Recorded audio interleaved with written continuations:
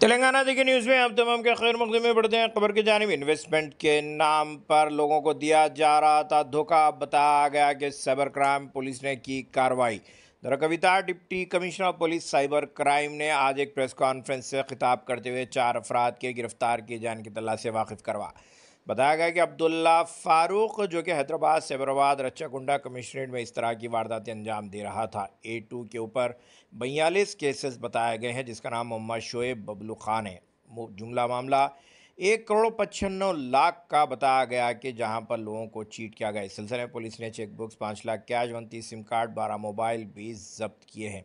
इस सिलसिले में बताया गया कि ठाकुर कुलदीप, अरविंद कुमार, वाघेला, रितु, घनश्याम, जिनका ताल्लुक गुजरात और अहमदाबाद से है, बताया गया। इस सिलसिले में इनके ऊपर भी 4 करोड़ रुपए का फ्रॉड का मामला बताया गया, जो कि 5 केसेस इनके ऊपर पहले से रजिस्टर्ड बताए गए।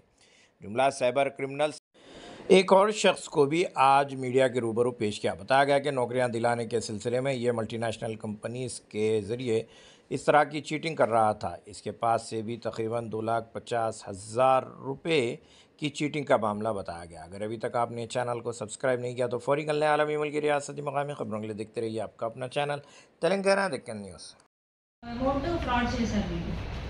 అట్లాగే ఒక కేసు మన రాచకొండ కమిషనరేట్, అందులో 65 lakhs, సైబరాబాద్లో 2 కేసెస్, అందులో 10 lakhs డిఫ్రాడ్ చేశారు.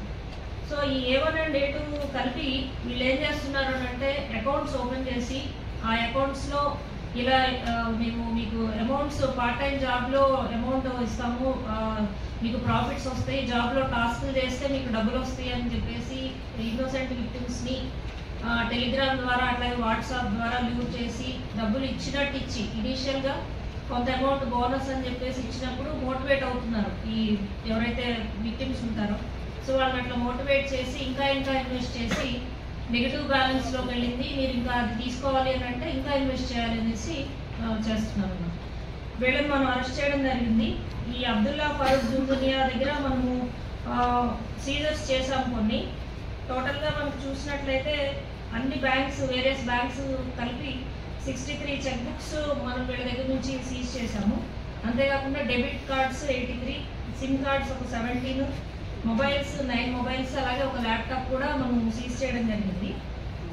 అంతేకాకుండా A2 మనం అరెస్ట్ చేసినప్పుడు మొహమ్మద్ షోయబ్ బబ్లూ ఖాన్ ఇతన్ని అరెస్ట్ చేసినప్పుడు అతని పొజిషన్లో నుంచి ఒక 5 lakh క్యాష్ కూడా సీజ్ చేశాము. అట్లాగే ఈ డెబిట్ కార్డ్స్, పాస్బుక్స్ ఒక 11 పాస్బుక్స్, 38 డెబిట్ కార్డ్స్, అలాగే చెక్ బుక్స్ ఒక 37. ఇవే కాకుండా రబ్బర్ స్టాంప్స్ అనమాట. ఫేక్ కంపెనీస్, వీళ్ళు షెల్ కంపెనీస్ ఓపెన్ చేయడానికి వీళ్ళు ఆధార్ కార్డ్స్ అట్లాగే ఈ కంపెనీకి సంబంధించిన డాక్యుమెంట్స్ అన్నీ కూడా ఫోర్స్ చేసి క్రియేట్ చేసి బ్యాంక్ అకౌంట్స్ ఓపెన్ చేస్తున్నారు, కరెంట్ అకౌంట్స్. సో దానికి సంబంధించినటువంటి మెటీరియల్ అన్నీ కూడా మనం సీజ్ చేసాం. ఏవైతే స్టాంప్స్, ఫేక్ కంపెనీకి సంబంధించిన రబ్బర్ స్టాంప్స్ ఇవన్నీ కూడా సీజ్ చేయడం జరిగింది. సో ఈ కేసులో మనకి వీళ్ళని పట్టుకోవడంలో, అరెస్ట్ చేయడంలో, సీజర్స్లో team led by Naresh inspector, అట్లాగే శైలేంద్ర, ఎస్ఐ శైలేంద్ర, మొహమ్మద్ ఫిరోజ్ అని చెప్పేసి హెడ్ కానిస్టేబుల్, అట్లాగే Maheshwar Reddy head constable, ACP మన సైబర్ క్రైమ్ శివమార్తి గారి సూపర్విజన్లో ఈ టీం అంతా కూడా ముంబై అలాగే గుజరాత్లో వెళ్ళి ఈ అక్యూజ్ని పట్టుకొని ఈ సీజర్స్ అన్ని కూడా చేయడం జరిగింది. సో ఈ సందర్భంగా ఒకటేంటంటే ఇదేదో జెన్యూన్గానే ఉందని చెప్పేసి ఇతను కంటిన్యూ చేశాడు టాస్క్స్. సో 10,500 తర్వాత పెట్టారు. ఇంక ఇట్లా ప్రతి టికెట్ బుకింగ్కి కూడా ఇతనికి అమౌంట్ ఇన్వెస్ట్ చేయాల్సి వస్తుంది అనమాట. చేసినప్పుడు ఇతనికి బ్యాలెన్స్ చూపిస్తూ ఉంటుంది అకౌంట్లో. సో అకౌంట్లో బ్యాలెన్స్ నెగిటివ్ అయినప్పుడు అది మళ్ళీ బ్యాలెన్స్ చేయడానికి రీఇన్వెస్ట్ చేయాలి అని వాళ్ళు చెప్తున్నారు. సో ఈ రకంగా ఇతను ఈ టాస్క్లు చేసుకుంటూ టోటల్గా అరౌండ్ 3 lakhs దాకా ఇందులో పెట్టారనమాట. పెట్టినప్పుడు విత్డ్రా చేసుకుంటాను నేను అన్నప్పుడు ఇతను 63,000 మాత్రము తీసుకోగలిగాడు. రిమైనింగ్ ఇంకా తీసుకోవాలి అని అంటే నెగిటివ్ బ్యాలెన్స్ ఉంది కాబట్టి ఇంకా మీరు 4,68,000 కట్టాలి, కడితే మాత్రమే మీరు ఇన్వెస్ట్ చేసిన డబ్బులన్నీ వస్తాయని చెప్పేసి ఇతనికి మెసేజ్లు వచ్చినాయి. సో అప్పుడు ఇతను రియలైజ్ అయ్యి ఇది ఫ్రాడ్ జరిగింది అనేసి మన కంప్లైంట్ ఇవ్వడం జరిగింది. సో ఈ కంప్లైంట్ ఆధారంగా మనకి ఎఫ్ఐఆర్ బుక్ అయింది సైబర్ క్రైమ్ పోలీస్ స్టేషన్లో.